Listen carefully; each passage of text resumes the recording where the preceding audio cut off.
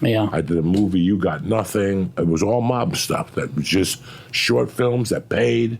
They would pay me, even though they had no budget. They would pay me because I looked like Vincent Pastor. Yeah, of course. It was fucking crazy. And then I went to New York. I was doing the New York Comedy Festival, and Georgianne's assistant was in the audience. And she came up to me and she goes, "Are you busy tomorrow? You have to meet this lady. She's going to want to see you." For sure. And I went outside. I was supposed to go to Buffalo. She walked up to me, Georgine walked, and she goes, "Can you leave a business card upstairs? Because we're looking for guys like you." And I go, "I'm your 11 o'clock." And we started talking. I read for Gigi.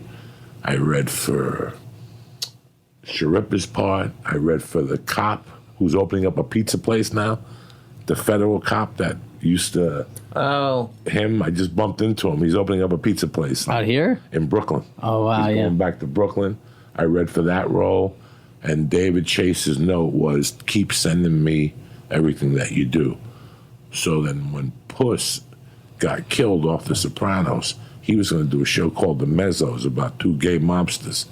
Really? ABC was developing it.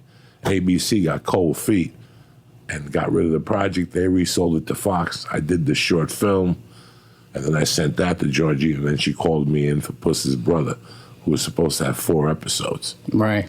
But they sent the sides to the Comedy Store. I was doing Spider-Man 2. I was at Sony. So in those days, you had to be home to turn the fucking fax on. Machine, yeah. So I went to the store, got the sides, and the girl spoke to Sharippa. And I think Sharippa, by mistake, said, "My friends are auditioning for this thing," because Dom Herrera, and they called it lack of confidentiality agreement. Really? So we got fucking snapped. Get out of here. Yeah. You know what's funny is, like, I hear, first of all, I think a reason why I don't have social media. I don't do any of the fucking Twitter, Instagram, Facebook. I got nothing. And like, I think about it now, and I think about how I think like I see these shows like Stranger Things on Netflix or whatever show, and it's like, hey, we're here now. Look, we're eating the fucking. This is what we're eating. This is what we're doing. Here's where we're standing. Oh, look, here's the. And I think the reason, one of the many why Sopranos was so good is there was none of that. None of that. You never saw us sitting around fucking smoking cigarettes, laughing in our pajamas, because that's what we would do. You know, they would say, "You got a fucking hour," or when we would do read-throughs, we would sit around there. There were no pictures of us anywhere. If you weren't watching me as fucking AJ and Jim as Tony and everybody, like, you know, she was Carmela. She wasn't putting up Instagram videos every 5 minutes going, "Oh, we're in the kitchen now, we're getting ready to shoot this scene." And I think that it just takes away from the intensity of like how, like, I think people watch Tony. That's not where now today. I think it's like people know so much more about the fucking celebrities, and then I'm having lunch with fucking Jake, and you know, and we're here, and it just, I think there's like, and I think that's why now everything is shifting to fucking podcasts and actually knowing who people are instead of these. I just think like the intensity of that. Like I remember somebody coming up to me once and asking if Tony hit me, and I was like, "What do you mean?" And they're like, "Well, does he has he ever like given you a real beating?" I go, "You watch the show.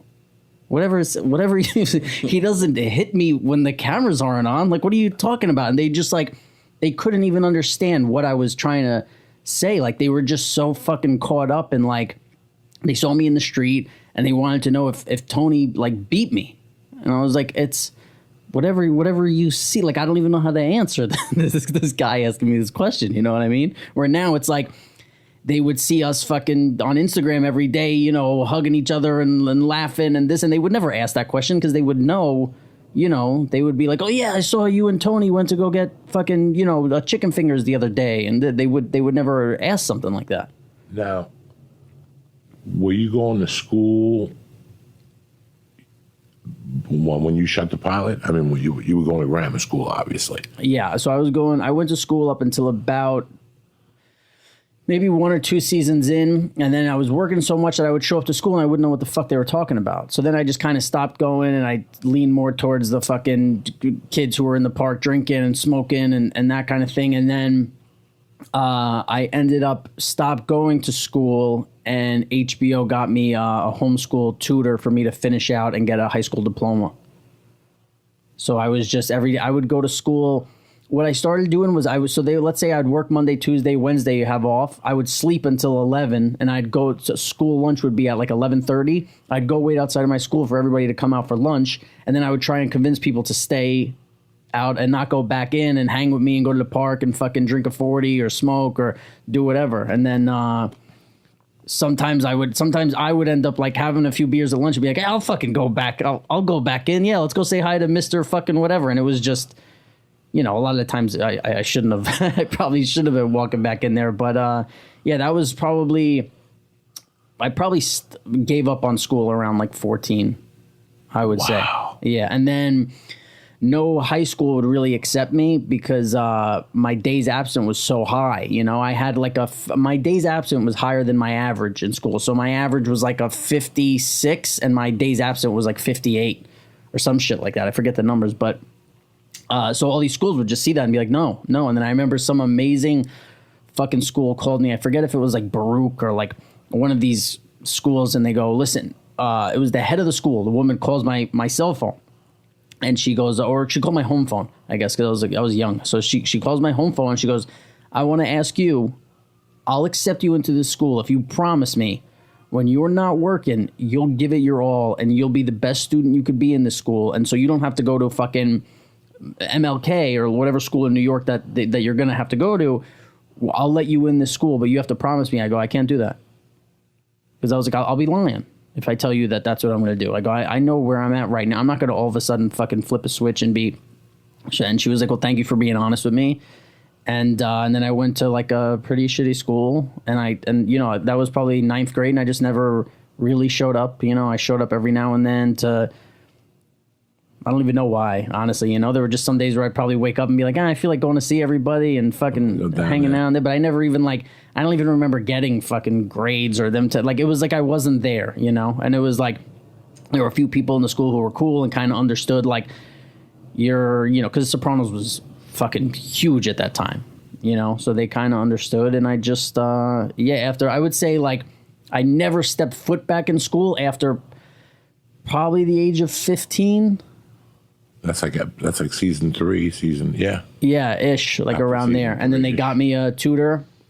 But then what happened was somewhere around 16, 17, I really started going out and partying, and then the school just fucking it kept slipping. So I would show up to see her at it would be a struggle for me to get to my kitchen table because I'd be fucking hungover, I'd be feeling like shit, and by the second hour, and she's asking me these questions and this, and my head hurts, and I'm just thinking about, the fucking girl from last night, and then I'm just like, I don't, I mean, you were living the life, man. It was you crazy. were on the best show on television.